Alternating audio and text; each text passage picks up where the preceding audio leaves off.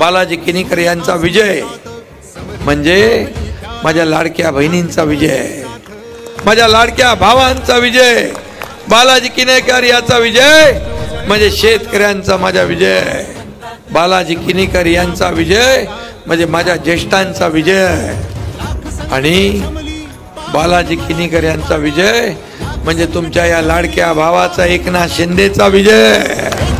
महाराष्ट्र घडवण्या सज्ज पुन्हा शिवसेना, सज्ज पुन्हा शिवसेना, सज्ज पुन्हा शिवसेना।